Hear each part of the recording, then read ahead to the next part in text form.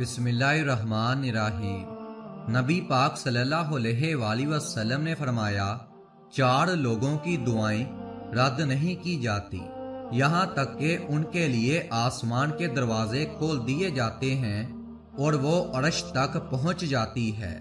Number 1، باپ کی دعا اپنے فرزند کے حق میں۔ نمبر 2، مظلوم کی دعا ظلم کرنے والے کے خلاف۔ نمبر 3، عمرہ کرنے والے کی دعا واپس آنے تک۔ نمبر 4، روزے دار کی دعا افطار کرنے تک۔ ناظرین کرام، دنیا میں 4 دفعہ وقت رک گیا تھا۔ نمبر 1، جب آپ صلی اللہ علیہ وآلہ وسلم معراج پر تشریف لے گئے تھے۔ نمبر 2، جب حضرت بلال رضی اللہ تعالیٰ عنہ نے اذان نہیں دی تھی۔ نمبر 3، جب بی بی فاطمہ رضی اللہ تعالیٰ عنہ کے سر سے دوپٹہ سرک گیا تھا اور 2 بال نظر آ رہے تھے۔